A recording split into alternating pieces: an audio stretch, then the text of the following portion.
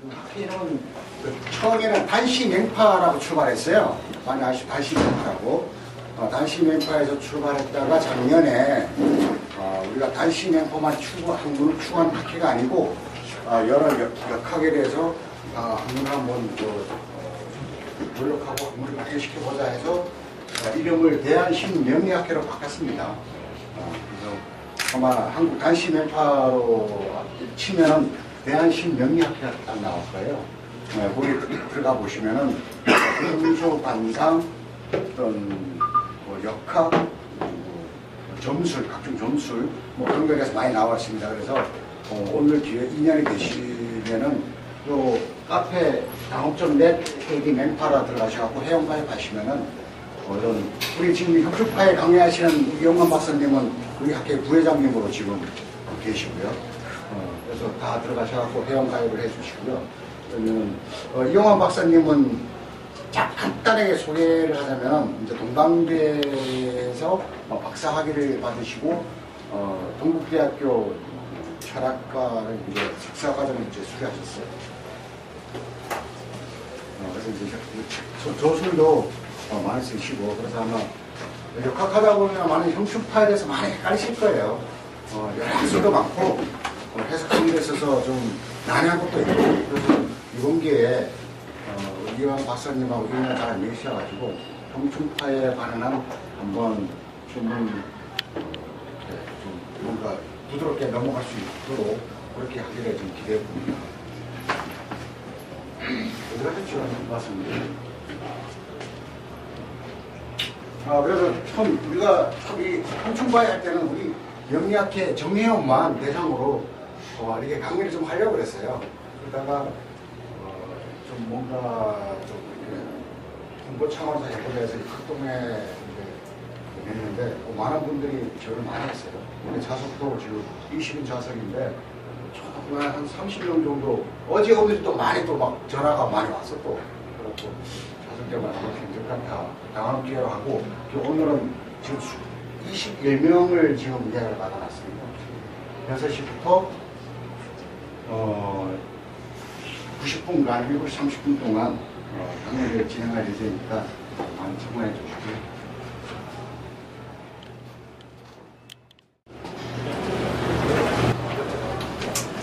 제가 이용환입니다.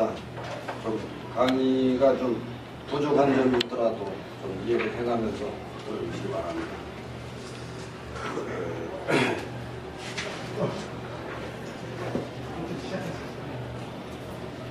여기 오늘 강의 일정표를 보면요.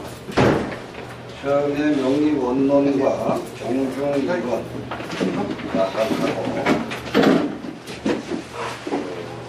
형충파해 합에 대한 보는 법에 대한 근거 조금 하고요. 그다음에 이제 형충파해합은 결국 상생상국으로 봤거든요. 그래서 거기에 대한 설명, 형충파해합 중간에 휴식 시간이 10분이 있는데 요거는 이제 하다가 그냥 그만하면 그냥 넘어가도록 하겠습니다.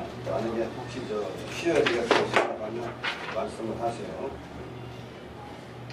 그 다음에 명조 분석에 대해서 아마 관심들을 많이 가지실 것 같은데 그거를 그때 한 40분간 책에 나와 있는 것하고 제가 준비한 것하고 그래서 하도록 하겠습니다.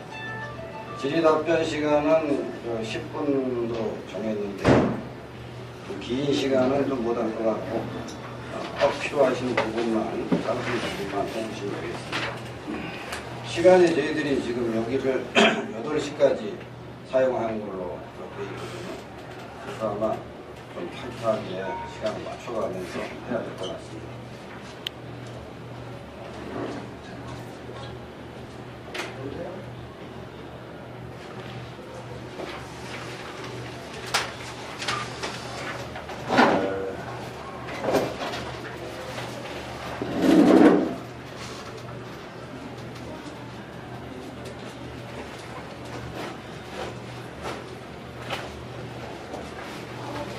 우선 명리학적인 우리가 이제 공부를 해 나가는데 어떤 방법으로 해 나가야 될 것이냐. 여기에 대해서 그래서 이 두 가지만 얘기를 간단하게 먼저 하겠습니다. 첫 번째는 명리는 명리학적으로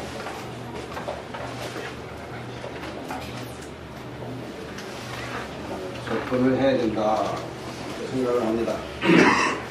왜 그러냐면 우선 이제 명리가 우리가 적정수 첨미라든지 아니면 자평진전이라든지 어느 한 명서만 만약에 보게 되면 그 자평진전이나 적천수 첨미 이론이 어디에서 나왔는가 하는 그 원인을 모르게 됩니다.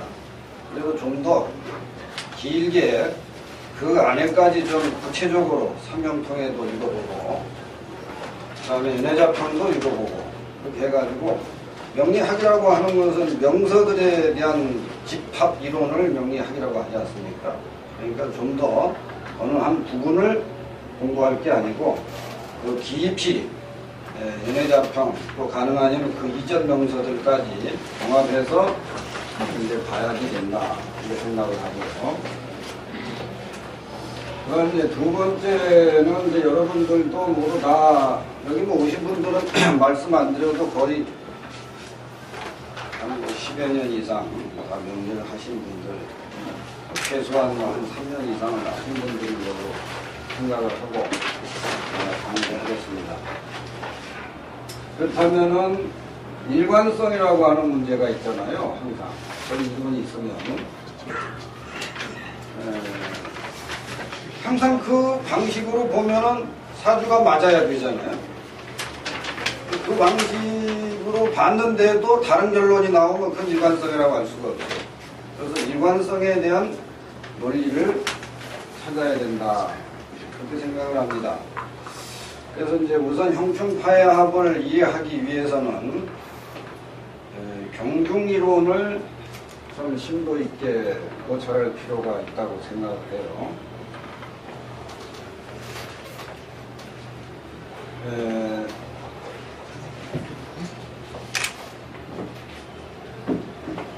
우선 이제 연애자평에 보면은 제가 이제 그냥 읽어만 보겠습니다. 참고만 해서 들으시고 간명할 때는 모름지기 경중을 살펴서 화복을 취해라. 여기 화는 이제 나쁜 거고 복은 복복자죠. 그리고 먼저 중을 논하고 다음 병을 논하면 백발백중 될 것이다. 이게 처음에 그 연애자평에서 나온 경중에 대한 이야기거든요. 그러니까 우리가 적천수 천미에서 신왕신약을 공부를 하기 전에 그 신왕신약으로 사주를 보게 된 원인이 도대체 어디에 있었냐 이 말이에요. 그럼 연애자평 시대에는 어떻게 봤냐 이 말이에요. 경중이론입니다. 연애자평 시대에 나와 있는 그 당시 시대에는 경중을 가지고 경이라고 하는 거는 글자가 하나이거나 아니면 천간에 있는 것이 경이고 경은 글자가 여러 개이거나 예를 들어서 금이 다 개면 여러 개라면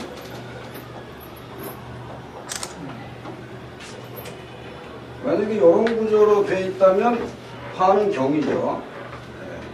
금은 중첩되어 있기 때문에 중이고 이 두 가지를 아주 깊이 관찰을 하는 거예요.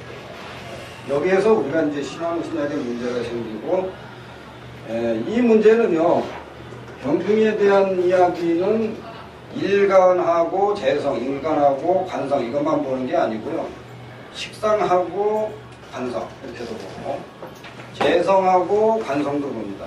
한마디로 명조의 어떤 극이 일어나면은 거기에서 경중이론을 가지고 사주를 보는 거예요. 봤던 거예요. 그러니까 이 경우라면 우리가 간단하게 본다면 어떤 경우를 막론하고 이것이 뭐 관성이 되든지 이것이 재성이 되든지 이것이 식상이 되든지 상관없이 계속 이 경우라면 목화운을 만난다면 좋다는 이론입니다. 그러니까 경이면 그걸 가지고 더 보충을 시키고 중이면 이것을 제압을 하든지 아니면 이걸 누설을 시키든지 뭔가 이렇게 경중 이론을 가지고 초창기에는 사주를 봤습니다. 이제 그걸 가지고 임철초 씨가 이제 신앙신약의 문제를 그래서 이제 결국은 그 문제를 가지고 책을 냈는데 그 다 아시다시피 적천주 천미의 신앙신약의 문제가 상당히 크다는 걸 다 알고 있지 않습니까? 그러니까 자꾸 신앙신약의 문제만 가지고 거기서 이렇게 되면 신앙이고 이렇게 되면 신약이다 이걸 찾기 전에 도대체 이 이론이 어디에서 나왔고 왜 이런 것이 나왔느냐 하는 이 원료를 좀 한번 찾을 필요가 있어요. 그것이 경중에 대한 이론입니다. 조금만 하나만 더 하겠습니다. 그래서 격국에 대한 이야기는 이미 연회자평에도 나오거든요. 격국이 순수해도 후련히 나쁜 노행과 상충을 만나면 또한 사망한다. 제국이 침박해도 꼭 세운에서 왕상을 만나면 또한 갑자기 발고 갈 수 있다.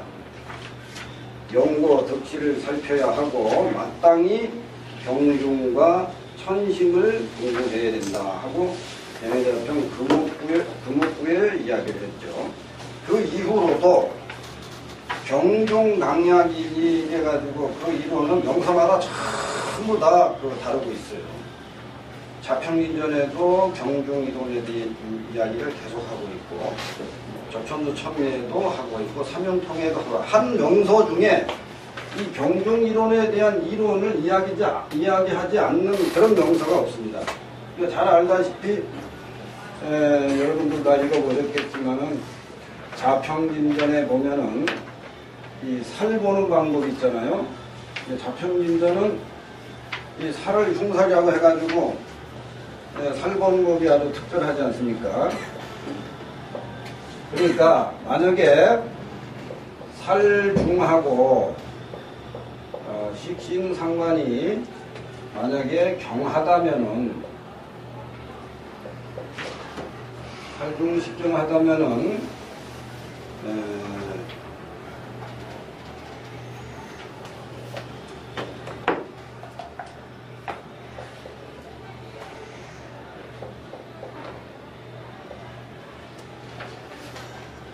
이 두 개가 살 보는 방법에 대한 아주 상당히 중요한 초점이거든요. 그런데 지금 이제 자평진전에도 나와 있지 않는 그런 방법이 또 있는데 식신하고 인수하고도 역시 마찬가지입니다. 그것도 같은 논리로 이야기할 수가 있어요.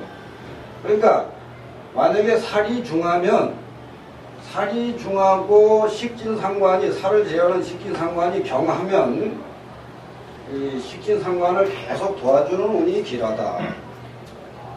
만약에 반대로 살경 식중하다면은 살을 도와주는 운이 그런 것이 좋다. 이런 논리 아닙니까? 재성도 그렇게 보고 모든 걸 그렇게 봅니다. 그리고 여러분들이 이 경중이론, 이 경중이론에 대한 것을 관심 깊게 우선 가지셔야 되고, 결국은 이제 제가 그 형충파해합에 대한 논리를 찾아낸 것도 그 경중이론하고 관련이 있습니다. 오늘 이야기도 아마 여기에서 크게 벗어나지 않을 거예요.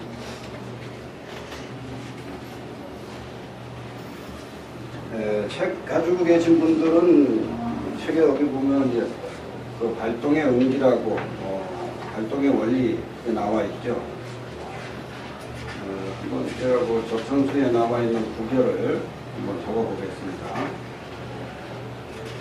왕자,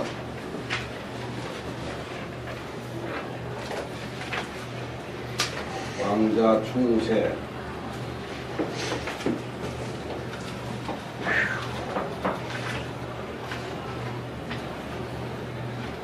세자 발,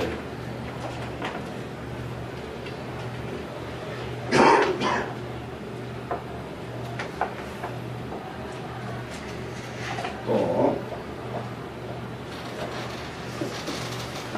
최신충암,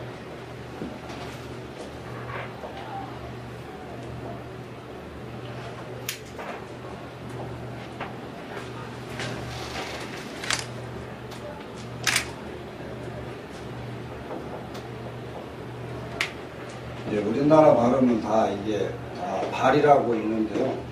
원래는 이제 중국 원 발음으로 하면은 그거는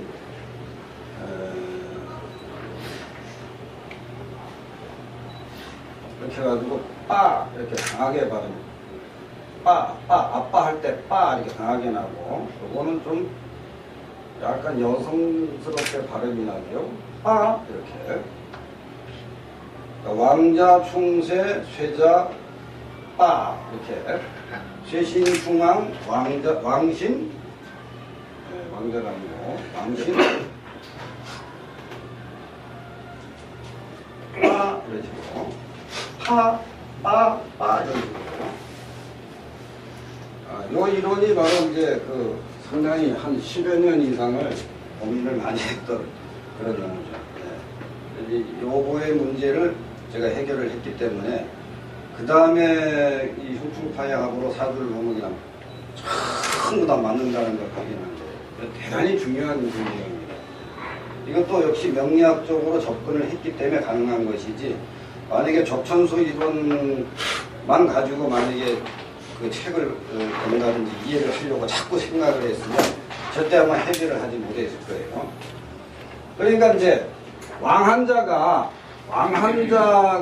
이 약한 자를 충하면 이 쇠자는 제거되고, 그 다음에 이 쇠신이 왕신을 만약에 충한다면 왕신은 발동한다. 이런 의미죠.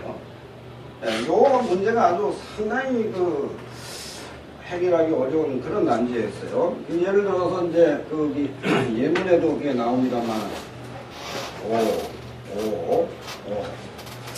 자, 만약에 사주가 이렇게 구성이 된다면 이 얘기는 이 자가 오를 충해서 과연 어떻게 될 것이냐 하는 문제거든요. 예. 그런데 자가 이 오를, 왕한 오를 충하면 왕한 오가 발한다는 얘기잖아요. 쇠신이 이 왕신을 충했을 때 이 쇠신은 없어지는 것이 아니고 왕신이 발한다. 이런 얘기거든요. 근데 그 적천수 첨리에는 왕자가 만약에 여기에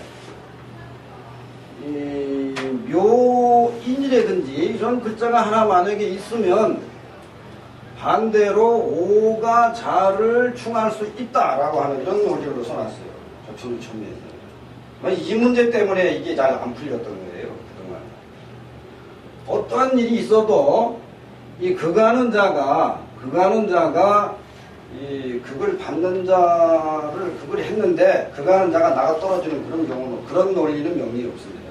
예를 들어서 신왕해요. 신왕한 사주에 이 관성이 좀 약하더라도 관성이 때리면 그러면 관이 작동하는 거지, 때리는 관이 반대로 죽어버리는 경우는 없잖아요. 그런 경우는. 이 똑같은 논리예요. 그래서 이 문제가 잘못돼가지고 명서의 문제점이죠. 그래서 이제 그것이 풀리지 않고, 만약에 임철초 씨의 주장대로 반대로 이 좌우충을 상충으로 봐가지고, 이것은 극의 관계로 봐야지 상충의 관계를 보면 오도 자를 극할 수 있다는 논리 아닙니까? 만약에 이렇게 본다면 전부 다 왕자잖아요. 다 이게 왕자잖아요. 다 왕자. 왕자가 쇠자를 극하는 이론뿐이 없는 거예요. 쇠신이 왕신을 극한다는 이론이 왜 있겠냐 이 말이에요. 쇠신이 왕신을 극하려면 아무리 왕해도 왕한 자를 건드릴 수가 있다는 논리가 돼야 되거든요. 이것이 형충파해합을 제대로 보게 된 이 구절에 대한 이해입니다. 그래서 이것도 역시 제가 무슨 어디서 가져온 이론이 아니고, 왜 명리학적으로 접근을 해라고 하냐면, 우리가 이제 이 명리는 아시다시피 50만 개인데, 그거를 다 증명할 수가 없지 않습니까? 대대로. 그 과거의 이론을 무시하면 안 되죠.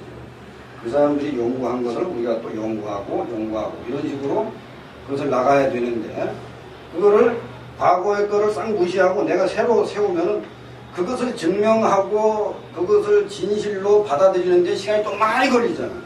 그래서 과거의 이론을 버리지 않고 이 사람들이 연구한 것을 바탕으로 내가 또 연구를 조금 해보면 답이 금방 나오는 거예요. 이 문제는요, 이렇게 이해를 하고 여러분들이 모든 걸 보시면 답이 금방 나와요.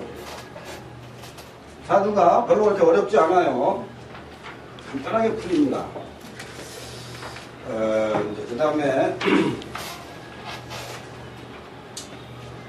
그 다음에 이제 거기에 보면 그 합의 저게 있죠. 합의 해소하는 방법이 그거 한번 보겠습니다.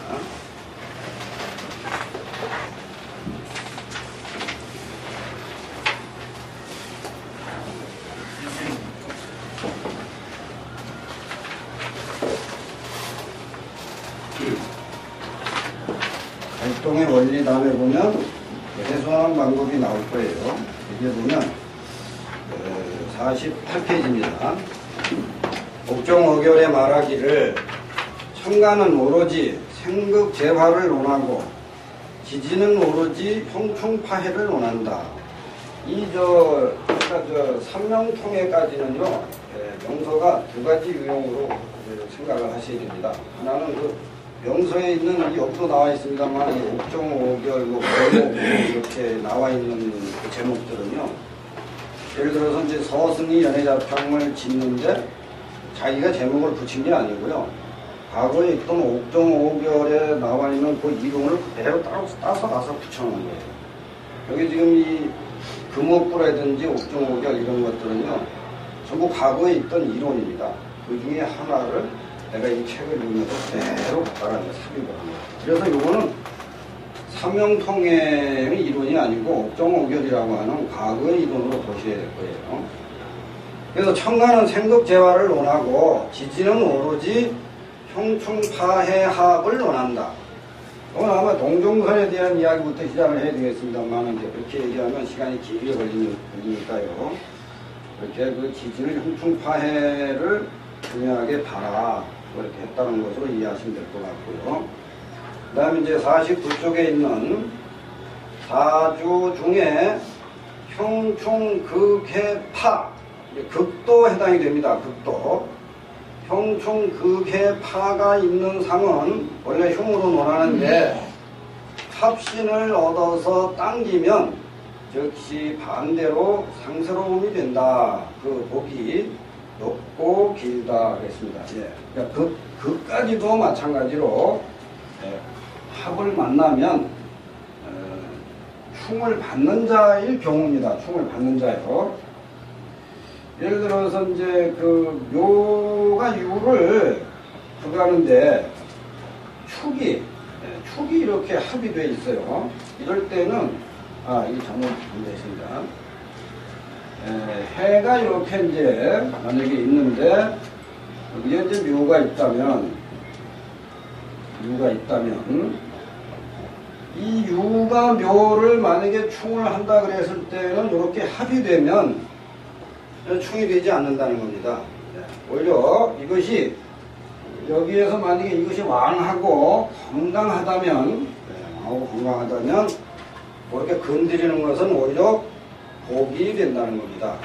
오히려는 그 앞에 보면은 46쪽에 있습니다. 46쪽에 갑은 인인데 갑의 근원은 인인데 신이 충파하는 것을 꺼린다. 만약에 2인 1신이나 1갑 2경이면 또한 무해하다고 했어요. 그러니까 만약에 이제 인신충이 있다고 해도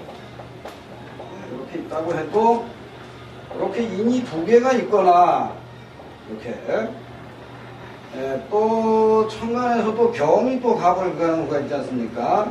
이렇게 갑이 있다면 신이 인 하나는 충할 수가 있지만 이 두 개의 인을 다 충할 수는 없다는 거죠. 영향이 있으니까. 영향은 항상 1대1의 싸움에서 이기는 것이니까 요거는 이렇게 되면은 발동을 한다는 겁니다. 동하는 것이기 때문에 충에는 아무 문제가 없다. 굉장히 중요한 얘기를 여기 하나 하고 있어요. 천간도 역시 마찬가지로 하나가 두 개를 그갈 때는 하나는 그걸 받을지 몰라도 하나는 멀쩡하게 잘 살아서 오히려 이걸 건드려 가지고 활동을 한다는 겁니다. 이게 작동을 한다는 거예요. 그런 식으로 보면 잘 맞습니다. 무조건 잘 맞으니까 저는 여기 거짓말하러 온 게 아니잖아요. 무조건 잘 맞으니까 거기에 대한 관심을 가지고 연구를 많이 해보세요. 천간에서 막 두 개, 세 개가 돼가지고 그런 경우가 많이 있지 않습니까? 천간에 뭐 갑을 막 이렇게 여기 신이 하나가 있어요. 신이 을도 있고 갑도 있고 막 이러는데 야 이걸 도대체 이 신이 이걸 다 혼자 제압을 한다고 봐야 되나 아니면 안 돼야 되나 이럴 때 이제 이 사람들 이야기가 연구가 좀 도움이 되겠죠. 하나 정도는 작용을 못할지 몰라도 나머지 하나는 작동을 할 수가 있습니다. 물론 두 개 다 제압하는 경우도 있어요. 어느 정도는 제압이 될 거예요. 그러나 이제 완전은 안 되겠죠. 그 다음에 이제 그 밑에 보면요. 신이 충을 받으나 해가 있으면 가히 구할 수가 있고 인의 합이 있으면 구한다는 얘기죠. 해자가 강건하다면 만약에 이제 인신충이 되는데 여기 두 개가 있으면 그러하지만 하나라고 해도 여기에 해가 있어서 이렇게 합이 되면 오히려 이럴 경우에 해가 건강하다면 복이 된다는 얘기입니다. 복. 이게 중요한 얘기예요. 복이 된다는 얘기가. 그래서 여기에 초점을 둔 겁니다. 여기에. 이건 오히려 이게 발동을 하는 거고 작동을 하는 거고 어떤 일이 될 조짐이라는 얘기예요. 이 기토가 극을 받는 거는 무하고 기뿐이거든요. 무하고 기. 이 무기를 만나가지고 이것이 망가진다면 여기 이제 하나의 또 숨은 이론이 들어있죠. 무기를 만나가지고 이 해수가 극을 받게 된다면은 요거는 충이 되는 거예요. 바로 밑에 내용이 바로 그겁니다. 해가 무기의 충을 받으면 패한다. 그된다면 패한다 이 말이죠. 그러나 만약에 그게 왕하다면 두렵지 않아서 오히려 강력하게 작동한다. 이런 얘기죠. 그렇게 하다 보면 막 진퇴가 거듭돼가지고 일성일패하기 때문에 세운이 어느 쪽을 덮는가에 따라서 화와 복을 가히 가릴 수 있다 해가지고 설명장에서 아주 세밀하게 설명을 하고 있죠. 이것이 이제 제가 발견한 형충파해합에 대한 논리입니다. 여기서 이제 자평진전의 논리를 가지고 제가 자평진전 교풍 연구까지 책을 쓰고 논문을 쓰면서 처음에는 그 자평진전의 논리를 상당히 좋게 많이 봤었거든요. 그런데 결국은 형충파해합에선 자평진전의 논리를 많이 취용을 못했어요.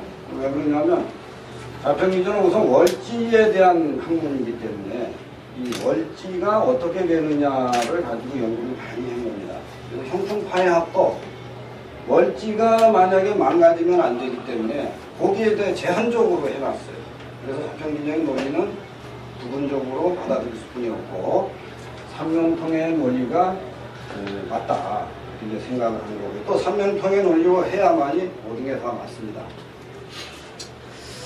그래서 이제 거기에 메모를 하나 이제 보겠습니다. 59페이지 보시면요. 책이 안 가져오신 분들은 인티를 보셔야 됩니다. 보시고 잊어버리지 말고 꼭 반납하세요. 59페이지에